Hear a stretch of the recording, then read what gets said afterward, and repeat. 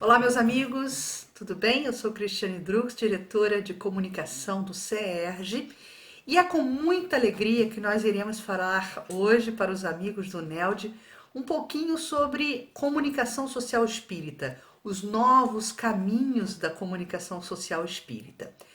Em 11 de março, agora, né, de 2020, a Organização Mundial da Saúde declarava a pandemia do Covid-19. E a comunicação social espírita ganhava, nesse mesmo dia, ao mesmo tempo, a oportunidade de entrar numa fase de maximização, de desempenho na divulgação consoladora do conteúdo espírita. E a gente vai explicar ao longo dessa conversa nossa de hoje o porquê disso.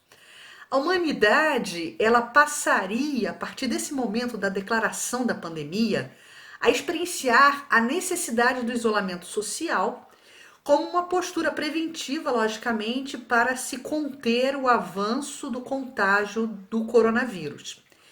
E, ao mesmo tempo, o comunicador espírita envolvido com a tarefa da informação começa também a ouvir o ressoar de trombetas, né? Em um sublime convite, nesse momento, ao trabalho evangelizador.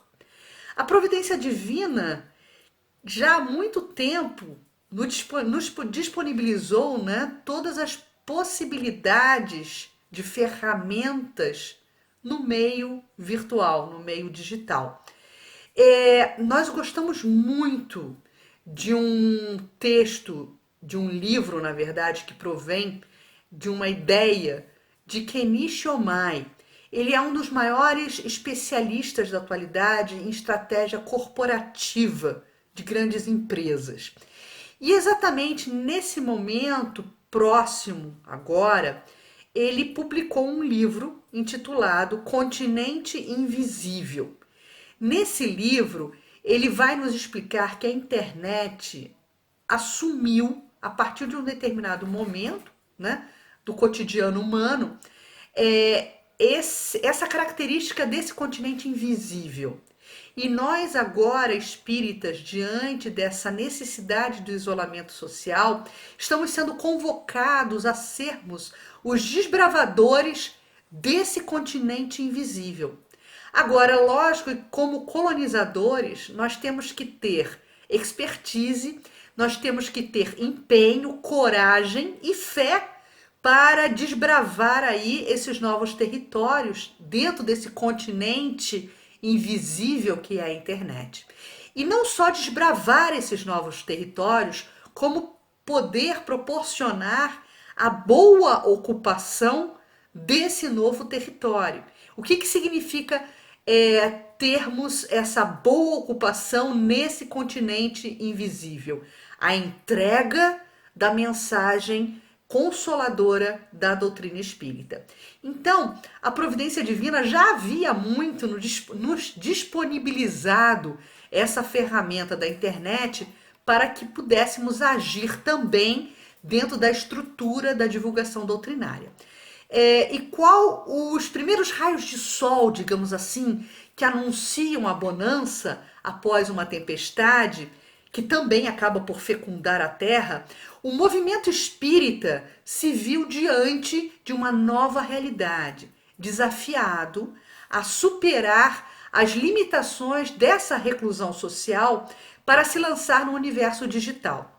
O que antes estava disposto pela sabedoria divina, conferindo a todos de forma indistinta, né, e abrangente essa possibilidade de utilização das plataformas virtuais, das plataformas de transmissão para estudos e palestras, dos recursos de videoconferências, de softwares que acabam facilitando, né, a própria criação individual de sites e de blogs, enfim, todas essas ferramentas, elas não são novas, elas não são de agora. Mas o movimento espírita, convidado por esse momento de isolamento social, né, constrangido pela necessidade da busca de novos recursos, o movimento espírita acabou travando contato com essas ferramentas, entendendo que essas ferramentas são, nesse momento, capazes de compensar, digamos assim, a necessidade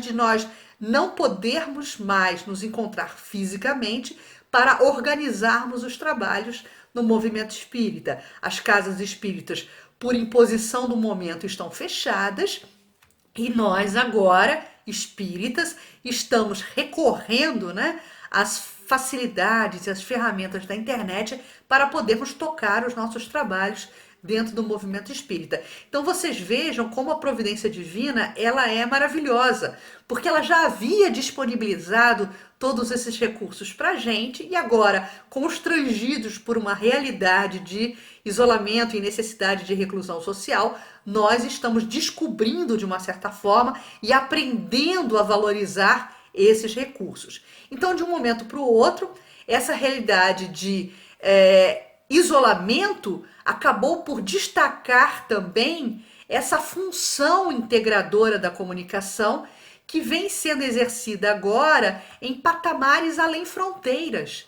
Porque é muito interessante que nós começamos a poder, a partir desse momento agora do isolamento social e do uso das ferramentas da internet, por exemplo, dentro da nossa seara de atuação na casa espírita, por exemplo, na reunião pública, que passaram a ser transmitidas em meios virtuais. Nós estamos tendo a oportunidade de convidar, por exemplo, palestrantes de fora, não só de fora do nosso bairro, como de fora da nossa cidade, de fora do nosso estado e, quiçá, talvez, de fora do nosso país. Porque esse continente invisível que Kenichi Ohma'i nos entrega e nos explica é um continente que não tem fronteiras.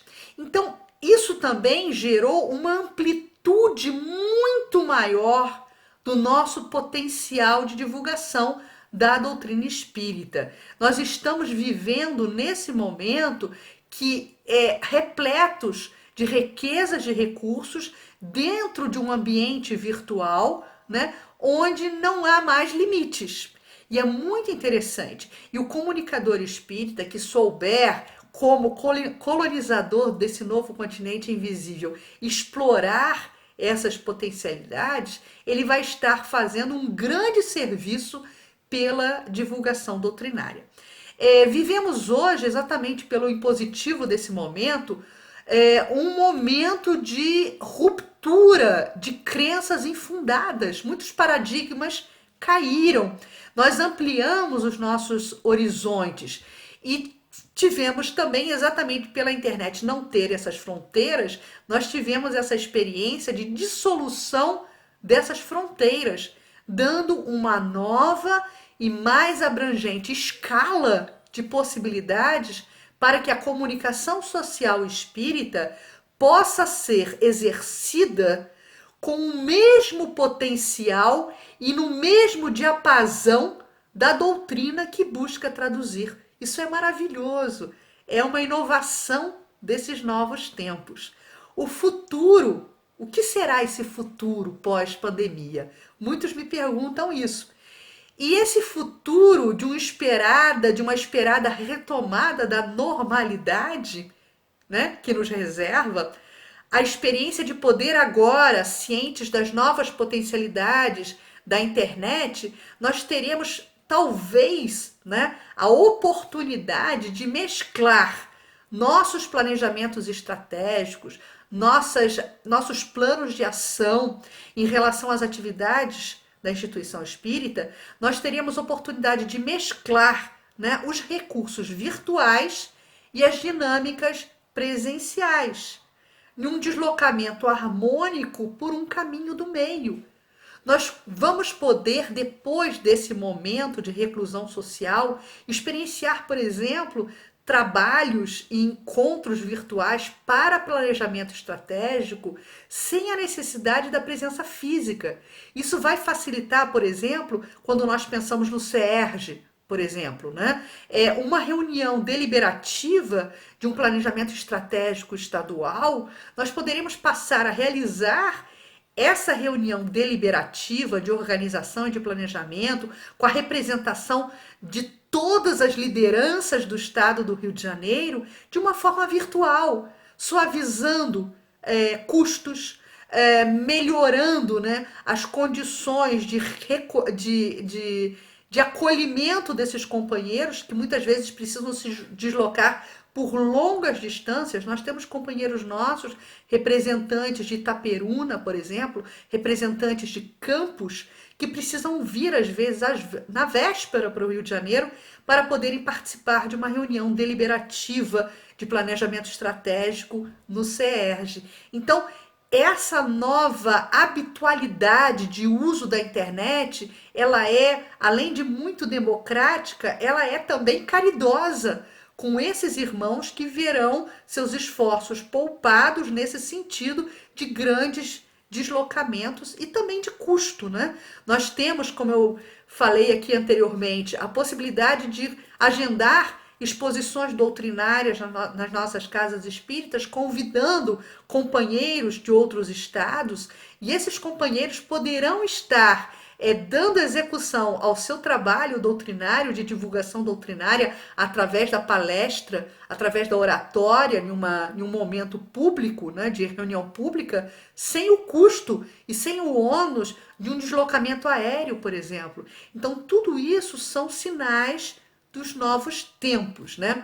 Esse futuro a ser retomado, ele vai nos trazer essas experiências que muito provavelmente estarão mescladas. E a gente espera, né, que a proposta aqui não é que essa nova realidade virtual venha a substituir a realidade presencial, né? Mas a realidade virtual também traz consigo essa grande força integradora que nós estamos experienciando. Então, a comunicação social espírita, ela tem o compromisso com essa tarefa evangelizadora e também tem o compromisso com essa tarefa integradora e midiática. Função evangelizadora, função midiática e função integradora são pilares de ação desse novo projeto, né, da comunicação social para a nova era, que está sendo levado pela Federação Espírita Brasileira, pela Coordenação Nacional da Comunicação. Nós somos, além de representantes da diretoria da Comunicação Social Espírita do CERJ, eu também represento toda a Comissão Regional Sul do Brasil, e nós estamos fazendo um profundo trabalho de dar, né, publicidade, digamos assim, a essa mentalidade, a essa filosofia da área, de assentarmos os nossos esforços de comunicação nesse tripé. O tripé evangelizador, o tripé midiático e o tripé integrador.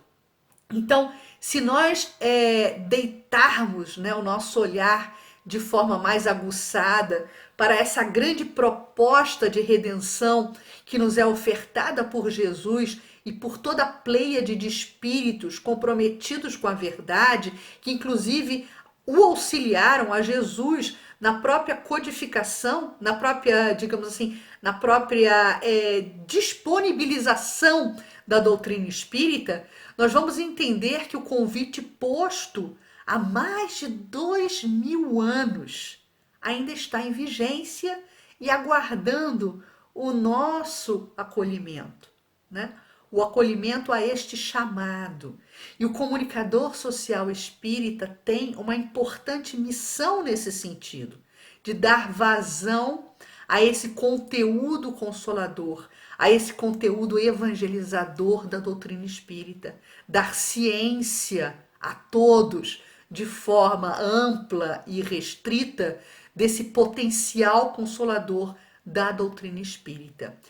Vamos pensar o seguinte: as leis divinas, todas elas, né, as leis naturais e divinas, organizam os processos da vida, tanto na matéria, né, quanto na realidade espiritual.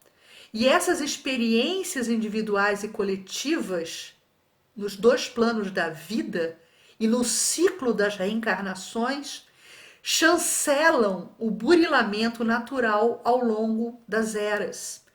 E o que o indivíduo não aprende pelo saber, pelo conhecimento, ele vai entender pela dor, pela experiência, né?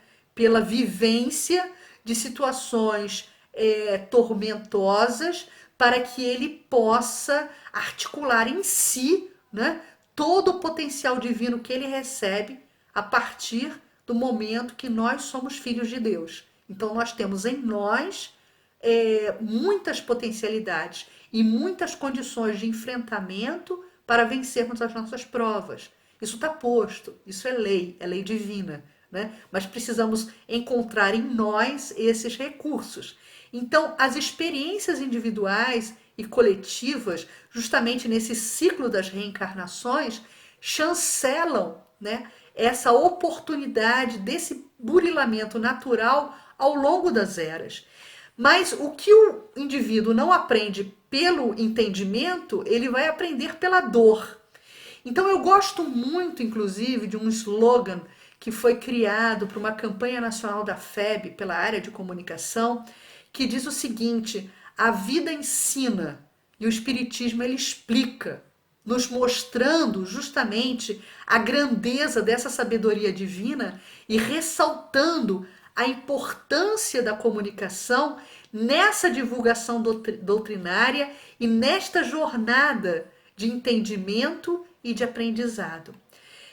A todos os instantes, nós comunicadores, nós somos não só os comunicadores, mas nós somos o cidadão comum, todos nós, né? Somos assolados pelos grandes meios de comunicação de massa com informações que correspondem muitas vezes aos valores do mundo, aos valores materialistas, né? E nesse contexto, o comunicador espírita ele tem um grande compromisso de não medir esforços para que a mensagem esclarecedora e consoladora da doutrina espírita esteja ao alcance e a serviço de todos no campo moral e no campo espiritual. É uma verdadeira batalha de conceitos e de ensinamentos e de informações. Mas o que nós gostamos muito de falar sempre é que nessa trajetória de ofício e que nessa trajetória de trabalho que o comunicador social espírita empreende, né, a sua função primeira não é de informar, porque o que essas grandes redes de comunicação de massa fazem, na maioria das vezes, é justamente esse processo informativo. Mas nós, comunicadores, temos ao nosso alcance esse conteúdo consolador. Então, com esse conteúdo consolador, nós temos a oportunidade não só de informar, mas de formar. Entregar a mensagem consoladora, construindo no nosso próximo, né, a chance, dando a ele recursos para que ele encontre dentro dele essa filiação divina. E aí nós consolamos. Então, a comunicação social espírita tem, como nos lembra, né, a questão 625 do Livro dos Espíritos, né, que Jesus é o guia e modelo da humanidade. E a comunicação social espírita tem o dever e a missão de não apenas informar isso à humanidade, como também de trazer essa mensagem de uma forma, dentro de uma roupagem que emocione, que forme opinião nesse sentido, né? Nós não somos, nesse sentido, até comunicadores apenas. Nós somos mensageiros. Mensageiros que vemos vivificados em nós esse conteúdo e que estamos também entregando esse conteúdo para o nosso mais próximo. Como nos lembra, e aí agora eu vou ler aqui no computador alguns trechinhos, né, de textos de Emmanuel. Emmanuel nos lembra na obra Cristianismo Nascente um viés muito interessante dessa comunicação formadora, né? É por isto, diz Emmanuel, que jamais nos cansaremos no apelo ao nosso entendimento, para que a terceira revelação represente para nós todos a gloriosa escola de reajustamento mundial no cristianismo redivivo. E quando nós falamos comunicador espírita, nós não estamos nos restringindo e nos reportando apenas àqueles tarefeiros, aqueles companheiros que exercem na instituição espírita ou no movimento espírita essa tarefa de divulgação das atividades, de divulgação dos conteúdos consoladores da doutrina espírita. Nós estamos nos reportando a todo espírita que não só exemplifica a doutrina, como também, através das suas tarefas dentro da casa espírita, exercita essa doutrina em relação ao seu próximo ou entrega conteúdo dessa doutrina para o seu próximo. Evangelizadores são comunicadores, né? Dirigentes espíritas são comunicadores nesse sentido, de comunicar a boa nova no seu exercício espiritual, no seu exercício espírita, né? Emmanuel também, em outro livro, na obra Estude Viva, psicografada por Chico Xavier, ambos, né? Estude Viva foi psicografado por Chico Xavier e também no Cristianismo Nascente, que faz parte de um livro chamado Cartas do Coração. Mas nesse livro, Estude Viva, Emmanuel vai nos entregar uma outra pérola. Ele nos fala o seguinte: para isso, para que possamos vivificar essa mensagem do Cristo, estudemos Allan Kardec ao clarão da mensagem do Cristo e, ou no exemplo ou na atitude, na ação ou na palavra, recordemos que o Espiritismo nos solicita uma espécie permanente de caridade, a caridade da sua própria divulgação. É realmente, meus amigos, a divulgação da Boa Nova, a divulgação do cristianismo primeiro, resgatando todos os conceitos morais exercitados nos primeiros momentos do cristianismo primitivo. Essa divulgação desses conceitos, dessa filosofia, dessa visão de mundo, dessa forma de enxergarmos a vida, isso é caridade. A divulgação desses conceitos, isso é caridade. Mas nós não somos apenas transmissores dessa verdade. Nós precisamos exercitar em nós essa verdade, para sermos, como eu falei antes, mensageiros e não apenas comunicadores. Então é chegada, meus irmãos, a hora apontada por Kardec na Revista Espírita de 1858. Vivenciamos, nesse momento, a quarta fase da propagação do Espiritismo, quando a doutrina dos Espíritos terá o seu período, diz Kardec, de influência sobre a ordem social, depois de ter superado a fase da curiosidade, a fase da observação, dos estudos e da admissão da doutrina espírita como religião, né? Como doutrina, que também tem o seu viés religioso. Então a humanidade, ela entrará, a partir dos nossos esforços, nessa quarta fase da propagação do Espiritismo, a humanidade, então, sob a influência dessas ideias, entrará num novo caminho moral. E desde hoje, essa influência, ela sempre foi, aliás, desde ontem, né? Essa influência, ela sempre foi individual.